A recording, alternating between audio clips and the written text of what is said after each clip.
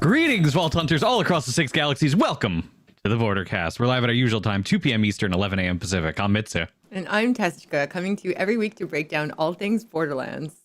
Oh boy. Okay. So normally I would go into a little spiel before we begin, but I'm going to take 5 seconds here for everybody who's here at the beginning of the show. I know those, of course, who are listening on all of the podcasting services. Today is April 1st. We're just going to get this out of the way. I'm going to rip off the Band-Aid. We're just going to talk about this real quick.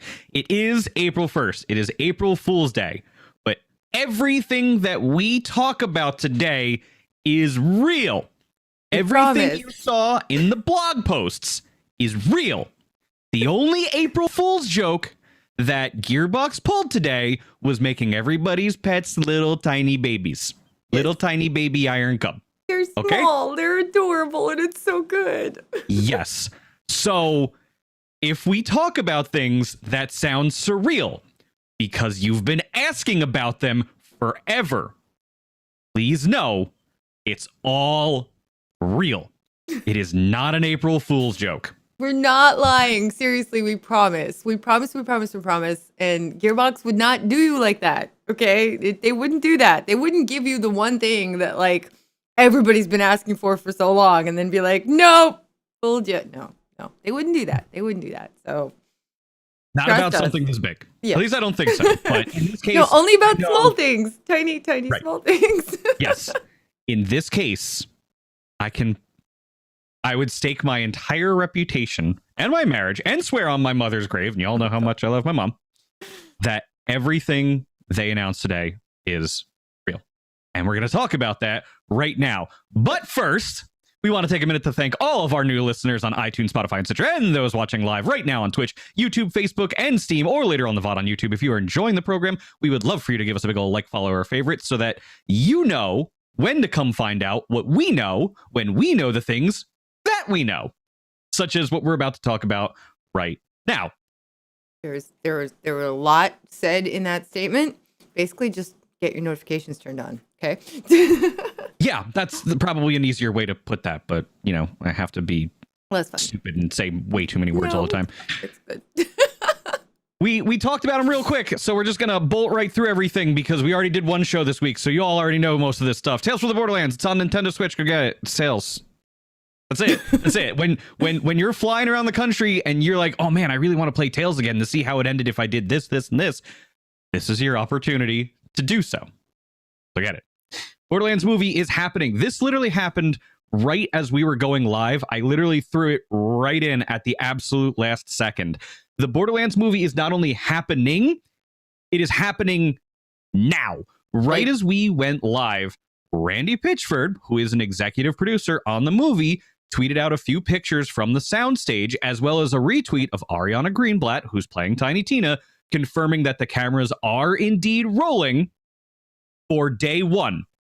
The movie is officially underway. And again, that's not an April Fool's. The pictures accompanying it show they're really on a set, and it's really happening. Ariana actually, I believe it was yesterday, tweeted out a really cute response to Mental Mars, who did that really awesome. If you haven't seen it, this really, really awesome Photoshopped art of her in the Tiny Tina Borderlands hair and like headdress and stuff. And she loved it so much, she replied and said something about it. And it was really sweet. So you guys should go check out Mental Mars on Twitter, and Ariana, of course, and just like the tweet because it's adorable. And yeah, movie is happening and we're so excited. I'm so excited that they're tweeting about it today. I'm sure it has nothing to do with April Fools. Honestly, this whole last year has been too crazy. I feel like you could do fun things with April Fools, but you can also go too far. And their really, really cute thing was the small creatures. I've seen some other companies do some other smallifications of things, and it's really been a joy to see on Twitter. It's kind of hilarious. But hopefully big things actually coming. Definitely big things actually coming very, very soon. We're so excited to share them with you. Yes, indeed. Or rather, I should say, and because we have no time to waste, let's get right into those news. This is typically, once again, where we would talk about what we've been doing this past week in Borderlands, but I assure you there really is no time. Oh boy, we're just, you know what? I don't know why I have the A segment not where it should be, because I'm just going to fix this right here, because of course we do scripts and things like that. We're going to jump right into what people actually give a crap about. Okay. And it's the killer. It's the winner. This is it. Introducing Crazy Earl's reroll machine and Maurice's black market vending machine, coinciding with the release of the director's cut on April 8th. Check out these new additions coming to Borderlands 3. Before we get into this, I can't believe they're finally going to do it. They're putting in, and we're going to read the whole blog post, but we're getting this. They're finally putting in what people have been asking for forever. Anointments are really hard to farm. Okay? Now you're going to have a chance to re-roll them. So if you get that god roll, spend money, or rather spend Iridium, get your anointments. Min-maxing just went to a whole new level. The Director's Cut add-on brings new ways to play Borderlands 3, including a monstrous new raid boss that we've talked about here, Hemovorus, new story missions, of course, Ava's podcast murder mystery adventure, which should be fun. The vault cards with daily and weekly challenges, and behind-the-scenes content, which we showed a little bit of I was going to say last week. That wasn't last week. That was 2 days ago.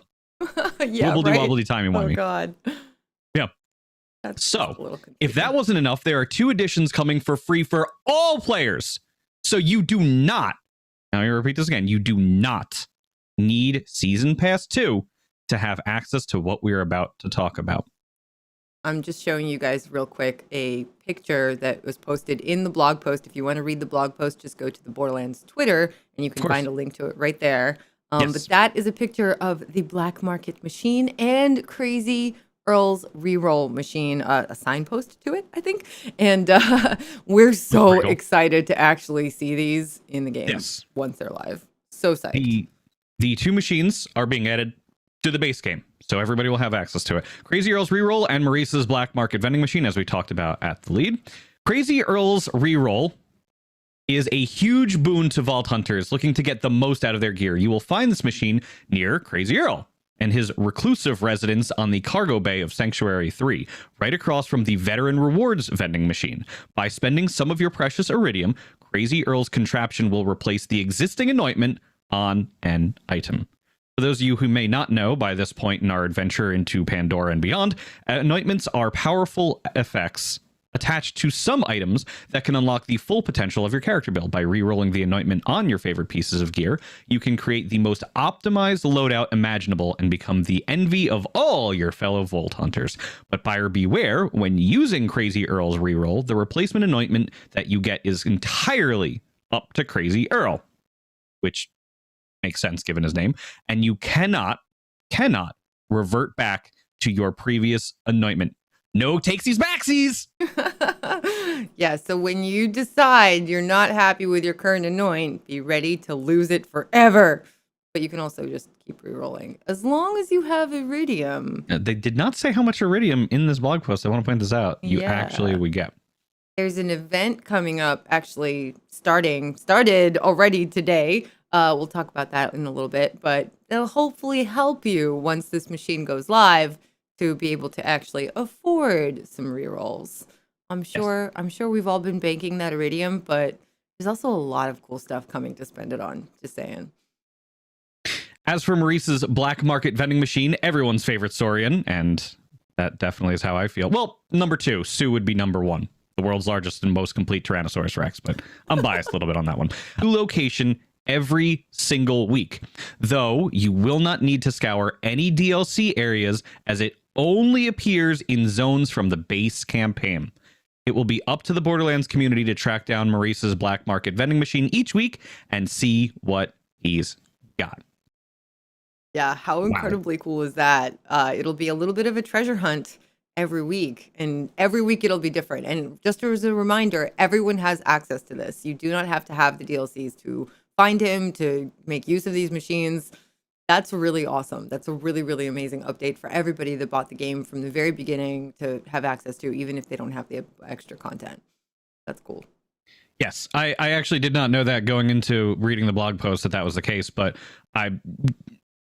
I'm glad that they decided to make this decision because I can see a lot of people being left out. Some people might not have season pass 1. Some people don't have season pass 2. It's not exactly fair if you've got it dropped in an Ava mission in the director's cut, for example. People have to sit out a whole week. I don't like that. So they definitely did the right decision on this one. It does make me wonder, however, because it's going to provide weapons every week, will those weapons in the vending machine be from the DLCs as well? And if you don't have it, will it just say, oh, well, in order to use this gun, it is required that you get this DLC? Because while the base game, of course, has a myriad of amazing guns, there are still plenty of guns that are worth looking into in the DLCs.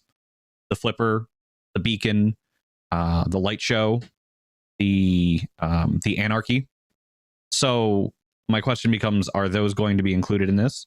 And are they going to include guns from quests? So I think in terms of the reroll machine, you should be able to reroll an anointment on anything, right?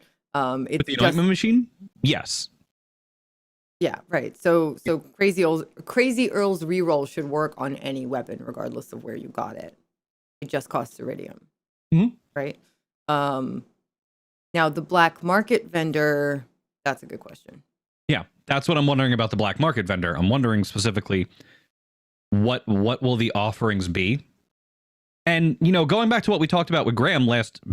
See, I was going to say it again. I was going to say last week, but it wasn't last week. It's 2 days ago. Say, time. Abstract concept. We talked about this 2 days ago with him. Is there any degree of control that he has over what appears in the Maurice vending machine? Because he has control over what can pop out of a diamond loot chest, right? Yeah. Interesting thought. So we don't know if that'll change. We don't know if it'll be the same. Maybe we can get you guys more dates, but probably we'll all find out together on April 8th, which is very soon. I want to point out, I know that similar games that have similar concepts in them have the ability for the developer to kind of step in and choose what is made available every week. So there is a precedent set here. I'm hopeful that winds up being the case, because diamond keys, obviously one thing, you know, people are going to get them. Sometimes they'll get what they want out of it. Sometimes they won't. But Graham has said, oh, well, what if we did themes? What if we just dropped 18 wood blockers for Liz, did things like that every week? So having the ability to choose what appears in that vending machine could also, if people discover, oh, well, this suddenly, we'll use an example from something that's getting buffed. What if the Freeman suddenly becomes flavor of the month? Yes, I know I went with the Half-Life reference. Suck it, nerds. What if it somehow becomes an in-meta rocket launcher? Oh my God. And then Graham's like, oh man, you know what I'm going to do this week? I'm just going to plop a whole bunch, like I'm going to plop a Freeman right in there so everybody can buy it and use it this week because now it's in vogue. That would be awesome. Yeah, I don't know. That's a really, really good question because he said he had control over what's in the diamond chest, but black market vendor. I don't know. It'll be interesting to see. Yeah. My mind kind of races when I hear these things. There's so many opportunities to see where everything can possibly go. So when I read this, you know, as I'm going through it, it's like you start at the neutral face because you don't know what to expect, and then your face just goes up into this big uncontrollable smile because everything that you wanted is true. And going back to something real quick, I have to address this too. Some people asked me, Mitsu, why didn't you or Tess ask about an Iridium re-rolling thing? I saw in the YouTube comments, I got some tweets about it. People really wanted to know why we didn't ask that. And the reason is because it is happening. When we do interviews, they're in a very specific scope because we plan everything out in advance and we want to talk about X, Y, and Z. And what we wanted to talk out with Graham about that particular day was diamond loot chests, and we wanted to talk about vault cards. But now you have everything that's actually come out. You just have to trust and have a little extra faith. We listen to everything. We hear it, we see it, we feel it, and sometimes we really want to ask those questions, but it's not the time yet, and it's not the place yet. And when it is, it's going to be out there. It's only been 2 days since that, so I know, 48 hours, and literally, I was telling people just patience. Just patience. I promise you, it's worth it. Just give it a little more time. Just give it, and you know what? How worth is this, right? Seriously. I mean, look at these beautiful, beautiful machines. They're going to be so cool. I'm so excited to see them live in the game. That's going to be amazing. My interpretation of the Crazy Earl's reroll, because you showed that, right? Yes. Are you showing it right now? Because I'm dumb. Yeah.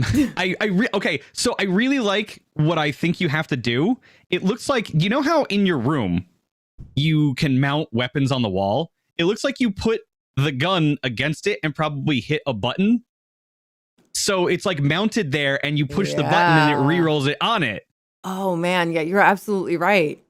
Literally, the signpost is to itself. Yes. That's actually really cool, because at first I saw it and I saw the arrow and my brain just immediately went to put your Iridium here, and this is a signpost to where the machine is, and the machine's going to be, that might actually be the machine, because there's a little, like, there's a bunch of buttons on the bottom right, I think. I'm bad with directions.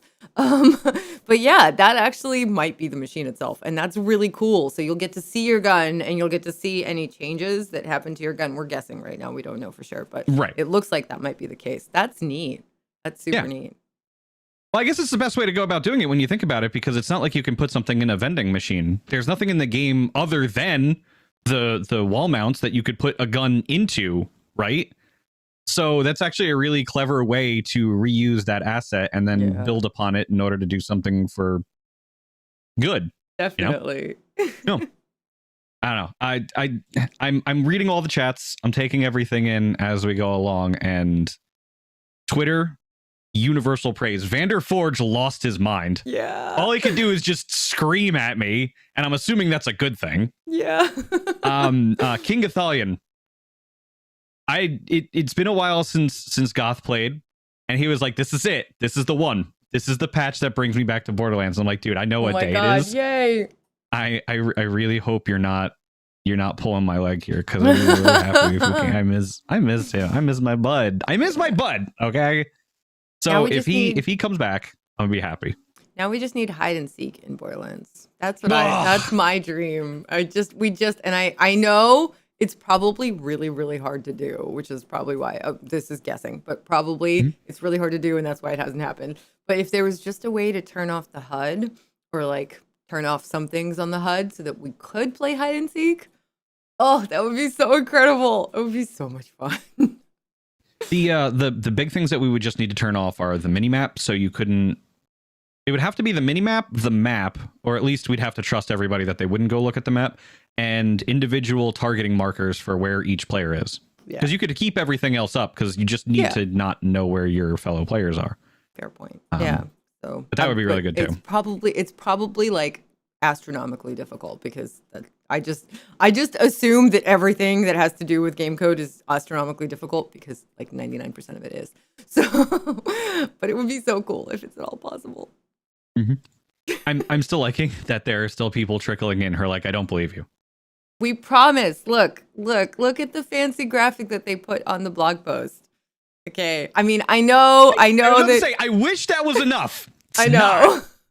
We promise it's real. They did do a very cool, very, very cool, like funny, silly April Fool's thing, but it's just making things very, very small in game. They did an in-game change. It's the same change as we had last year. Everything's small and adorable for just today because April Fool's. But it's a small thing, right? This is a massive change. They would not do like that. And it's not coming out today. It's coming out April 8th. We're just announcing it today. Yeah. So and just to reiterate one more time, this is coming out for everyone. Yes, everyone. You do not need the director's cut or the designer's cut or season pass 1 or 2. All you need is just base Borderlands 3, and you will have it. So I certainly can't complain. Yeah. Oh God. I'm so excited. I'm so excited to use it. I'm so excited to find it every week. That'll be really fun. It'll be a fun scavenger hunt every week for sure. Yeah. They're similar games. One of the really fun things to do is to see how they set up like watch Twitter's Some people do that. Others, I mean, YouTube videos about, you know, these weekly treasure hunts, scavenger hunts, trying to find these particular vendors and things like that. They're always fun to watch and see too. Even I remember partaking in the little things where you just run around trying to find the weapons fellows so that you can obtain what you want from them for some of the strong stuff. And again, that's why I'm wondering if like Graham has control, because I'd love to see a Freeman pop in there if Freeman's suddenly in vogue. And we'll talk about that a little bit later in Hotfixes Applied. You don't need to hit the thing yet. Okay. So I know I said the words. It's okay. Okay, fair. Yes. All right, I'm very excitable today. I'm very, and it's good energy. It's nice to see everybody so positive. Yeah, it is. Because it's just a universally positive reaction that I've seen across everywhere. So 100%. Super excited to share this with you guys. We're also pretty psyched about this Iridium event that's happening very soon. Yes. Today. I keep thinking that it's like tomorrow for some reason. It's actually been live. As today. Yes. I think, is it 12 Pacific or is it 12 Eastern? I always get they usually do things 12 Pacific, but I thought it was, hold on. This is where we should read, because reading is fundamental, even though I went to 9 a.m. it's 9 a.m. PT. So yeah, so 12 it's Eastern. live now. Yeah, so I always get the time zones confused. So it's actually live right now. The Show Me the Iridium event started already today at 9 a.m. Pacific, 12 p.m. Eastern. So it's been going on for already about 2.5 hours. So hopefully you guys are earning some Iridium if you're listening or watching right now and also playing at the same time. I know a lot of people do that. And yeah, definitely worth your time. We'll be doing some fun streams in some fun places on the Borderlands channel and elsewhere on all of our respective channels on the team, trying to get more Iridium because we're going to need it. We're going to need it for these awesome machines. We're going to need it for the new raid boss that's coming. Yes. We're going to need it for a bunch of stuff, and it's going to be amazing. So all the Iridium we can get. Very well timed. Mm-hmm. Do you wanna take this one for the blog post, or you want me to do it? Sure. I can give you guys the details. I was just going to show them real quick the blog post graphic. The big. It is a nice blog Iridium. post graphic, but I'm also biased because I love the color purple. Agreed. Seriously. So from April 1st to April 8th, you can take advantage of the limited time Show Me the Iridium mini event in Borderlands 3 to help fill up your glowing purple coffers. Once this mini event is activated via a quick update, which already happened today, you can expect Iridium drops from standard enemies, increased Iridium drops in Mayhem mode, discounted Iridium costs to use Moxie's Vault Line slot machine, a discount on all the items sold by Crazy Earl in the cargo bay of Sanctuary 3. That's also handy. This is the perfect time to snag tons of the rare Iridium element, especially if you're preparing for an incoming raid boss. As part of the Director's Cut add-on launching on April 8th, you can take on a raid boss encounter against a humongous Varkid known as Hemovorus the Invincible. I'm so excited. Mitsu has actually seen Hemovorus before. I have not. Yeah. So Mitsu's like one of the very few, and I'm so excited to see him and fight him and kill him and get cool stuff. In order to open the door to Hemovorus's lair on Pandora, your group, bringing friends to this fight is highly recommended. Just saying. We'll need to deposit 500 Iridium to prove you're serious about taking on this endgame challenge. By stocking up an Iridium now before Director's Cut drops, you'll have the means to confront the raid boss straight away or fill out your collection of Iridium-bought cosmetic items so you can fight Hemovorus in style. Now, you know I'm going for those, right? Because I love I'm surprised you don't have them all already. I think I actually do have almost everything in the game, but not for every Vault Hunter. Because I mostly play Moze and Amara. I have a lot of stuff for the two of them, but not so much for Flack, who I do play a fair bit, and Zane, who I don't play quite as much. But you've got Zane handled, so there might be some new things coming, hopefully, at some point. So we'll see. So the Show Me the Iridium mini event will run from 9 a.m. Pacific on April 1st today, no foolin', to 8:59 a.m. Pacific on April 8th, ending just before the launch of Director's Cut. And if you don't own Director's Cut yet, you can get it individually or as part of Borderlands 3's Ultimate Edition or Season Pass 2. So cool. There you have it. Yeah. This is the second time if I recall correctly, that they have brought Show Me the Iridium to the forefront. It might even be the third. I was racking my brain before trying to figure it out. I'm sure somebody in chat will correct me, which is part of the reason that I'm saying this right now. So somebody who knows a little bit more can just yell at me for it. But every time they do this event, and this is how I knew something big was coming, because I think there were like inklings or hints of it a few days ago. This was a big deal last time it came through, because it was when the gun was being buffed so that it had a chance now to pop out legendaries more frequently. So instead of spending, one Iridium, you would spend, I forget how much it is. Is it 5, 25? I don't. It's been a while. I don't like using it all that much because I don't like spending the Iridium, but I remember going on a spree with it. It might be 25. And just firing out guns after guns, and the whole point was to stockpile for that when it was buffed. Oof, that's a lot. 250. Yeah. That's a lot. Yeah. I saw a really good question in chat asking whether or not it would be 500 Iridium per player or per group. And I don't have the answer to that question. That is a very good question. We'll try to get more details to you guys, but more than likely, we'll just find out in a week.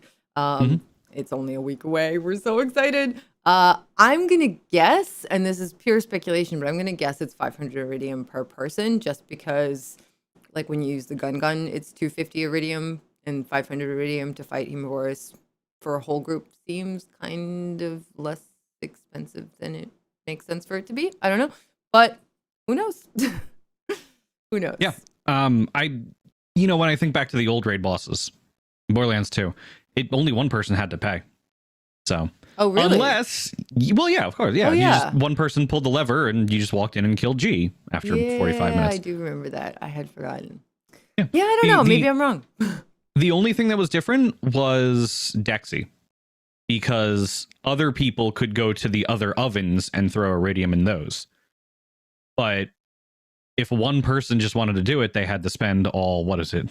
I think it was a grand total of like 80 something Iridium, 89, 90 even, if you got like 82. It was like 81, 81, 82, 82 in each of the ovens in order to summon Dexy. Not 80, I'm sorry, 21, 21, 22, 22. Summon Dexy was very, very expensive. Interesting. Yeah, I don't know. Well, yeah, we have no idea. We don't know. I don't want to. Pure speculation. Yeah, I don't want to speculate because even at this point, because people are throwing out different things, and I'm like, that all sounds reasonable. So I don't know. We'll find out soon. It is also April Fool's, so the more speculation we do, the more people are like, "Well, is this really happening?" Fair point. Yeah. So I didn't even realize that, but I probably should have thought about that beforehand. All right. Yeah. So the event is coming out. Now we know why, because we've got a whole bunch of stuff. But there is one other thing that is going on. It is Thursday, and every now and again on Thursdays, we get graced with a wonderful segment that we like to call on the Bordercast, Hotfixes applies. There it is. With today's changes in Borderlands 3, we are turning on the Show Me the Iridium event. This event should help prepare you for the various uses for Iridium coming next week, which we just discussed. As we continue to test around the upcoming raid content with the Director's Cut, we've made some balancing changes in today's update to Borderlands 3, where we have been able to confirm community suspicions of huge outliers and damage being dealt. We've adjusted, as a result, various gear, skills, and mayhem scaling to prepare players for the launch of the raid boss and the Director's Cut add-on that is dropping next week. And they are continuing to monitor player feedback as always. Today's changes will be live on all platforms by 12 p.m. Pacific time, so 3 p.m. Eastern. To apply those hotfixes, wait in the main menu until you see a sign that reads, Hotfixes applied. Yes. If you're experiencing any issues, as always, or want to provide feedback, please submit a ticket to support.2k.com. Support.2k.com. Tess, what's the big stuff going on? So today's update activates the Show Me the Iridium event, available until April 8th at 8:59 a.m. Pacific, because at that time is when the DLC update will drop. So everything will be a little bit different, and also there'll be really cool stuff in the game next week. There's already really cool stuff in the game this week. It's just different stuff. Also, it prevents artifacts from dropping for players before they unlock at level 27 in Arms Race. Okay, cool. Increase the chance for legendary gear to appear in the golden chest on Sanctuary 3. Very cool. Lowered the amount of damage being passed along to passive skills that use Mayhem scaling in Mayhem 6 and above. So some balancing around Mayhem. Okay. Passive skills that have Mayhem scaling enabled have created very spiky moments in our damage pipeline. These spikes are far outside the bounds of normal damage. Balancing content around these spikes would have removed build diversity and forced players into very specific and specialized builds that is counter to our goals of always increasing diversity. So we've changed the scaling accordingly, which makes perfect sense and makes way more builds, maintains way more builds as viable and makes more builds viable. And that's a fantastic thing. Implemented, so another thing the hotfix did, implemented a stacking cap of 2 on the operative's commitment skill to bring it in line with similar skills and prevent excessive stacking. This has been an issue, I think, for a little bit. The intent for this skill was always to stack as many times as Zane's other kill skills, which is twice. When its increased stacking was discovered last fall, we determined we would leave it as it wasn't causing catastrophic issues. As part of balancing for the upcoming content, however, we have deemed it necessary for the stacks to be capped as originally designed. That makes sense. So essentially, this change to Zane was something that was always kind of on the back burner and planned, but they decided to just let Zane kind of have a moment in the sun because Zane had been not the most effective at dealing damage for pretty much the first year of Borderlands. And this is coming from a Zane player and the Zane main, so hopefully you'll trust me when I say this, when I say that, like, Zane did well, but not nearly as well as others. And some of the builds that Zane players had to take advantage of as a result of his design on release and going into the first year of Borderlands were sometimes a struggle to enjoy. Barrier play was very good. Moxie, of course, being one of the authors of that. But the most damaging build typically was where you would take clone and you would take drone, and then when they buffed pet scaling, including clone, you would get something like the Hellwalker, and then you'd give that to your clone, and then you'd stand off in a corner somewhere and, I don't know, read War and Peace by Tolstoy or something like that, and your clone would just do all the work for you. And the only time you couldn't get away with this was when Psycho Reaver came out, because clone could not actually accurately target Psycho Reaver, and I don't know why to this day. So it became a very difficult challenge for players to overcome as Zane mains until the Purple Tree came out. Commitment was released. Commitment was exceptionally strong. The Purple Tree overall was exceptionally strong. And that allowed a lot of Zane players to finally feel like they have their moment. And I think rather than nerf it at that, you know, everybody was like, oh man, Zane's like super viable. We're having so much fun. And then Gearbox comes in and is like, nope, boom. They wouldn't. How mad? We're gonna turn it on you guys real quick. How mad would all of you have been if Gearbox had did that? Yeah. I would have been, because one of the things that often is said is, "Oh, Gearbox just nerfs," but they Which didn't. is so not true. I think somebody did the It's math, not true, and it's been like 84 until this change. I think whenever that statistic came out, I think a few changes ago, but it was something like 85 or 89% for buffs. And the rest we talked about it on the show. Yeah, I've got the spreadsheet open still right over here. and I did, you know, when we talked about that, I did issue the caveat that, like, yes, one could be made that the quality of the buffs, you know, were more substantial than the quantity of the quantity of the buffs was not necessarily comparable to the quality of the nerfs. Because some might argue, well, if you buff 37 things, but you nerf one thing, but that one nerf is very substantial, then it, you know, how do you weigh the two of them against each other, right? And that's a fair argument to say, but I'm not entirely sure that is a fair argument, because no one thing should matter that much in this game. That's the whole point of any nerf that happens, right? They specifically say in this blog post, and they've said this many, many times, if they do correct something, it is because it's outperforming, you know, what was originally intended, and it's removing build diversity and removing the balance for everything to kind of be viable, right? So I think if something needs to be nerfed, they have, or if something is nerfed, it's because it needs to be nerfed, right? It's just outperforming so wildly, or it's doing something that wasn't expected, which is what most of the nerfs have been. And like all they want is for everybody's fun builds that they love playing to continue to be fun and viable, right? So I think it makes sense for them to do the things that they've done, and especially leading up to a raid boss. Like, we all know that Lazy's going to jump in there and Quag's going to jump in there and they're going to decimate this raid boss because they're them. But for those of us that are not quite that OP, it would suck for it to be an easy boss fight with a specific build, right? But really, really, really, really hard with every other build. Then everybody would be like, okay, well, I guess I have to play Zane with commitment, and that's the only thing I can play to beat the boss, right? But that's not fun for all the Zane players that like other versions of Zane, and all of the Amaras and Moses and Flax among us. So I think if they make a change like this, there's a good reason for it. And there are plenty of buffs also that are very fun. And it's to bring stuff up to that same level. Like when they nerf something, they don't necessarily just nerf it into the ground. They try to bring it in line and bring other things to match, right? So I think it's a good thing. I think there's an ongoing discussion that's going to have or exist about these particular changes right now. And regardless of whether you agree or disagree with these changes, I think it's an important and healthy discussion to have.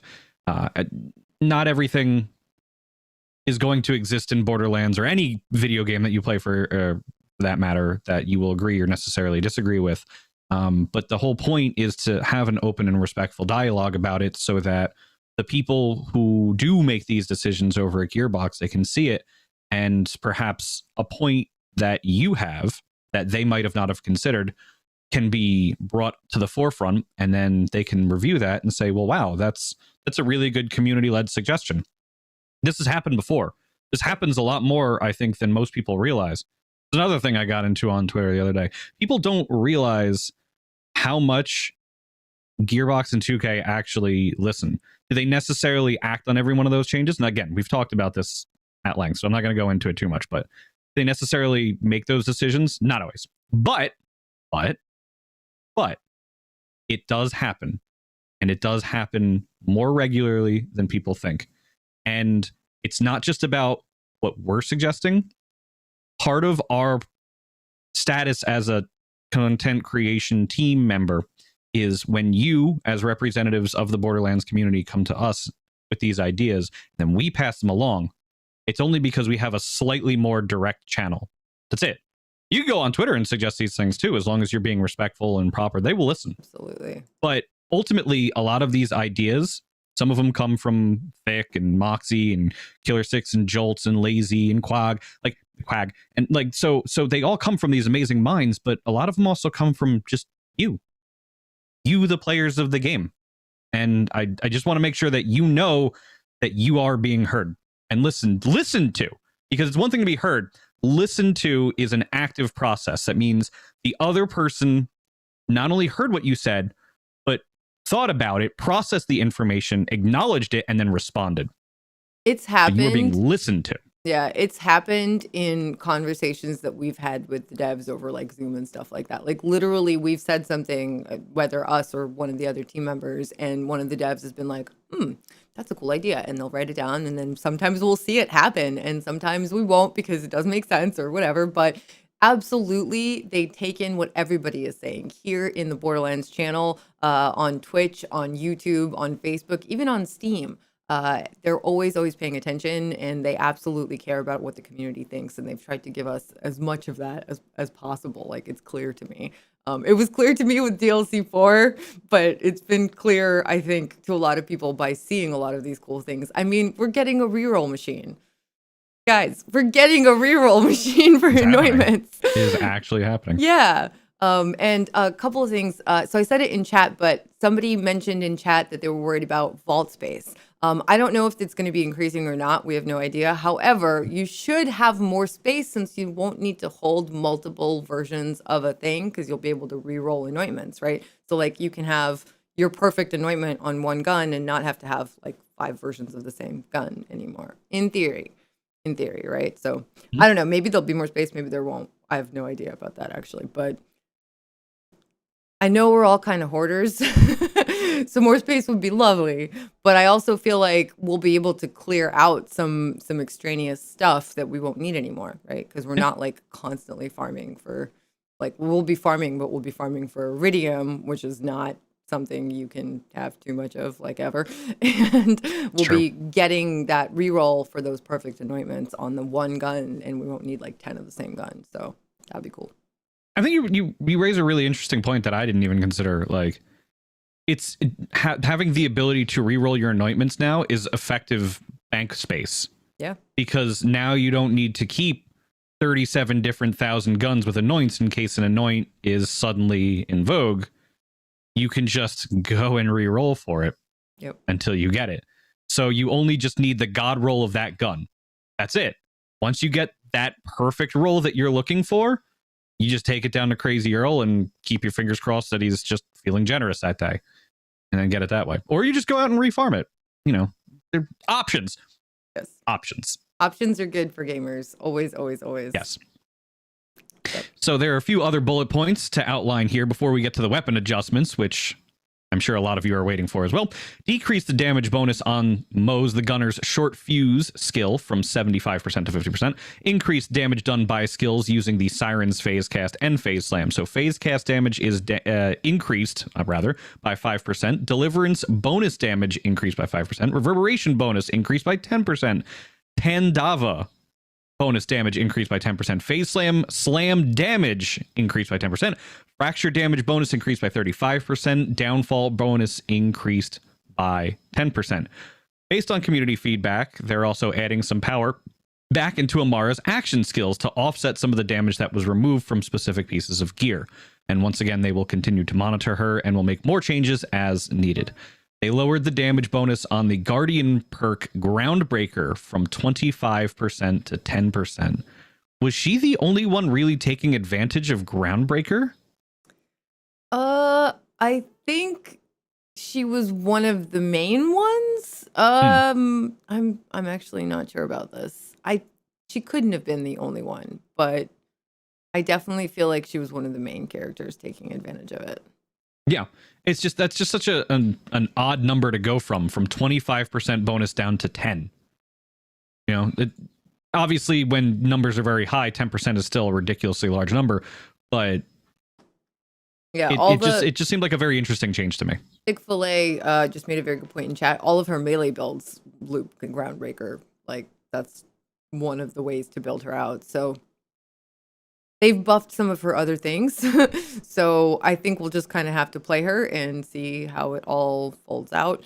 But I don't know. I mean, melee builds are really, really, really fun, but there are a lot of other ways to play Amara, like so many other good ways. And so this is more of that bringing things in line so that one particular style of play doesn't beat out all the other styles of play, because there are so many people that want to play her differently, right? Like, it gets boring when you're doing the same exact build. I love playing multiple different builds of multiple different characters. I try all the UVH builds and some extra builds from other people and friends, just because it's fun to play a different style when you can. So this gives all of those different styles of play more viability, as opposed to just having like Amara as a melee character. She's not. She's so much more than that. That doesn't mean that melee won't be functional. It'll be absolutely functional and good still, but it's not the only way to play her, right? Right. And so I guess it requires some time. I feel like a lot of these changes are just going to require a little time for everybody to kind of feel out where we're at. And it's worth pointing out, and I know it's been stated, I don't know if people remember this. I think it was during the Borderlands show a month ago now. I'm pretty sure that's about how long it's been, right? Again, timey-wimey. Yeah. There will be a very large patch coinciding with DLC 6, the director's cut. So all of these changes now that are being passed down, there is something coming next week that might... basically what I'm trying to say is we don't need to be reactionary about it, right? Because this is only 1 week, and then next week, big changes are happening. Humongous changes are happening. And so what feels like a power readjustment might be because they're getting a huge spike next week in some other area that we just don't know about yet. So we'll have to see where that leads us to. Yep. So there have been some weapon adjustments as well. Last week, we saw a few players confused about whether or not the buffs were applying on some of their gear. Good news, if your hotfixes were applied, you were getting the buff. Those weapons just saw changes in their damage in ways that does not show on their item cards. Okay, so Creeping Death increased the reload explosion damage. Amazing Grace increased weapon damage. Mutant slightly reduced the recoil rate, increased weapon damage. Pain is Power, increased weapon damage. Tribolt, Satisfaction, Plumage, Freeman, and Face Puncher. Oh no, I'm sorry, not Face Puncher. Freeman, Plumage, Satisfaction, Tribolt, Pain is Power, all increased weapon damage. Face Puncher decreased weapon damage. Yes. Which is so fair. Yes. Thanks to the wonderful lazy data, twitter.com/lazy_data, I believe. I hope I got that right. I'll feel bad if I got his plug wrong. He likes to tweet out what some of the values are for the changes. The Grace was buffed by 100%. The Mutant was buffed by 75%. The Tribolt was buffed by 100%. Satisfaction, 72.5%. The Plumage, 46.6%. The Freeman, hey, there's a reason I brought it up earlier. The Freeman was buffed by 47%, an interesting number. Same with the Plumage. And the Face Puncher nerf was a 40% damage decrease. But as many will admit, the Face Puncher was kind of busted. So I think even though people are going to be upset that it's a nerf, most people are also going to feel that it was probably a very justified one. I certainly do. I played a ton of Amara, and honestly, part of what made me like want to play more MOs was because I was kind of tired of all of the Face Puncher builds. Like they were fun. They were super fun. Don't get me wrong, but like there's just so many of them, and they're all Face Puncher builds, and it's all just like focused around this one gun. And I just want to shoot some of the other billion guns because they're awesome. So eventually I kind of was like, okay, I've played this a lot. Let me go do some other stuff. And of course there are other options, but I just think one gun or one skill or one anything should not vastly outperform everything else, because it just makes everything else not as like it's viable, right? But we're gamers, and we're at least somewhat min-maxy, and we're at least somewhat wanting to be efficient in our farming, even if we play mostly for fun like me, and less for stats or whatever. But no matter what, you are going to take the path of least resistance, right? So like if one thing is just super better, what are you going to do? You're going to do the one thing, right? So I think that's a really necessary change. I'm super happy they did that. Gamers are very efficient. And when they find out that something is just going to be overwhelmingly ridiculous, I'll give you an example people are going to get mad at me for. And I want you all to be honest with me here, because you know how I feel about him. Show of hands. When you found out, however you did, whether it be Jolts or somebody else, when you found out that you could kill Master G with a gate, how many of you, after you found that out, more than maybe 3 times ever again, for the nostalgia sake of doing it, killed Master G the right way again? Be honest with yourselves now. I'll wait. I've got time. I'm not going to do silence, so I have to keep talking because dead air is very bad for shows. We've got some responses in chat. Bad karma, once normal and once with the gate. TBJ Quag twice after that. Twice. Just 2 times. Never. Lots of nevers. You mean I wasn't supposed to kill him with the gate? That's kind of how I feel. I think I only ever I didn't realize that was like kind of a cheaty way to do it. I had no idea. I just did it that way because that's what I was taught. So Jolts figured this one out. As far as I know, we're going way back, so I don't know who actually might have found it, but I learned of it through Jolts, so I'll put it that way. If you use, for example, the Longbow Quasar, and you drag G to the gate, as long as you don't cross the threshold into his arena, even if he takes damage, he doesn't aggro. And even if he does aggro, you're outside the gate, it'll just reset. So all you have to do is open it up, drag him to right under the gate, or at least where his character model or hitbox, I should say, is under the gate, and then close it by going in and then walking directly back out, because it closes when you start the fight, right? And it's an instant kill. It's like killing Pyro Pete with the elevator. But Pyro Pete is a lot easier, so people will still kill Pete the right way. But it's the same principle. It's an instant kill. And for Master G, that fight can be very long.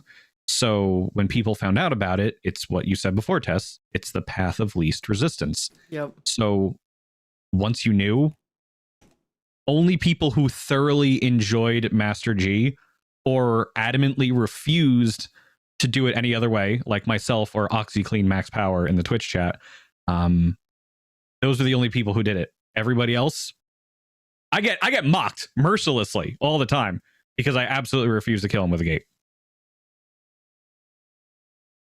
I don't know if that's a mockable offense, but at the same time, like that's kind of.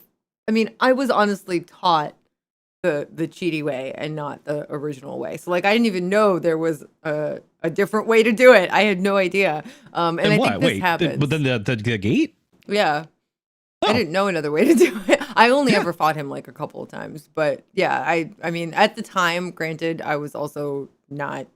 I was a very different gamer back then. I was still very happy if I just could shoot straight. So I've gotten slightly, but I'm still very happy when I can shoot straight. But I've gotten slightly more, I don't know, better, I guess, since then. But I didn't even know there was another way to do it. I'll be honest, and that it just says something. So the changes that they're making are so that we have a super fun challenge when Hemovorous drops, right? That's the point. So that we get the challenge that we're expecting. Because if we all run in there and it's like, oh, we killed the boss. He did. Cool. We're done now. That won't feel as, challenge is good for human beings. Like, you don't want it to be a punch your face against the wall challenge, unless you're playing Dark Souls or something. But, you want it to be like a challenge where it's hard and you're like struggling, but then you persevere. And that feeling is the best feeling in the world. So I want that feeling from Hemovorous. I think they're gonna bring it back. Again, I have played Hemovorous. I beat it, but I want to clarify, when I said that, I did not play it on any high mayhem levels. I just played it. I think it was, there were no mayhem levels on what I was able to do, but I also didn't have access to my character. It was only a pre-made character that I could, I had a limited amount of time before, because it was part of Borderlands show prep. So I beat it. Was it an easy kill? Not really. Was it a hard kill? There were mechanics to it that I had to do in order to advance what I was trying to do in terms of killing this boss. So I think people will be challenged by it. I'm sure there will be some people who will just blow it out of the water almost immediately. But for the vast majority of people, I think they'll get a very enjoyable challenge for months to come. And hopefully we will get to see some things in the near future that people are also asking for. Because I know now that we've gotten a reroll machine, now that we've gotten a raid boss, the next thing everybody wants to know is, where's Revenge of the Cartels? That should be soon. I don't know anything about it, but that should be soon. Yeah, that'll be really awesome. We'll see. We don't know. We have no info for you guys on that. I'm sorry, but we're hoping right along with you that it comes back, and we're excited for it. Definitely super excited for this DLC next week. All the things, so many good things. It is April Fool's today, though, and everything we just talked about is real. It is unrelated to April Fool's. The one thing Gearbox did was something fun and small, right? Just like last year, they made our pets small and they're adorable, and tiny Iron Cub is like the thing that gives me life. It's so cute. I wish I could always keep him cute. Like, I wish that was a skin and he could just be really tiny forever. It would be amazing. Just saying. But yeah, it's a really, really cute little joke. So if you play today, enjoy the smallness, and have fun and get that Iridium. Oh yeah, this is a great time to do that. Yes. With the event active, what a great time to be a Borderlands. I know that people are going to be like, oh, you're just saying that. No, I haven't seen everybody so universally excited, and people who have, left playing the game for a time to go play other things. I've never seen so many people across the entire community be so ready to come back and get involved in making their ultimate builds and just playing the game to enjoy what the game has to offer. I can't wait. I can't wait to see what next week brings. Same. Me too. You guys, Season Pass 2 is out now with the Designer's Cut already out there for people to enjoy and the Director's Cut coming next week. Mitsu, where can they find you on the internet? Twitter.com/Mitsu Show. Where, what is it? Apparently one person caught on that I maybe have been giving a very subtle hint last night. That was literally it. That was it. I didn't say anything. I just, I happen to like certain video games that may or may not have anything to do with today's news. Coincidental. Twitter.com/Mitsu Show. Twitch.tv/Mitsu, MITSU. And of course, right here on the official Borderlands channel every Thursday for the Bordercast, which we'll talk about that in a little bit more. Tess, where can they find you? Right here on the Borderlands channel, of course, for Bordercast, and also just regular game streams, which I will be doing many, many more of as soon as the DLC drops, and even before. Very excited to play more and enjoy this DLC. I'm excited for everything in it. Like, I'm super psyched for the raid boss, but I'm also really psyched for the story missions because I have a good feeling. We'll see how it goes. Yeah, me too. Everything coming down is very exciting. That's it. I'm calm now because I got all my energy out. Now I'm good. Good stuff. You guys, thank you so much again for joining us. Seriously, here on the Borderlands channel, on the YouTube, on Steam, on Facebook, whatever platform. Thank you so much for listening on all of the podcast sites: Spotify, SoundCloud, iTunes, TuneIn, YouTube Music, and Stitcher. We're live every Thursday normally at 2 p.m. Eastern, 11 a.m. Pacific. Enjoyed this patch. Enjoy next week's patch. We'll talk to you the day of, right? The day of. We'll be live right about the time.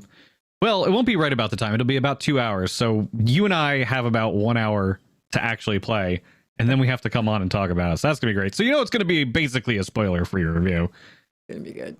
Yeah, it's gonna be good regardless. All right, it's time. On behalf of Tess, myself, and the entire content creation team, thank you so much for joining us every single week. Now go forth and make some mayhem.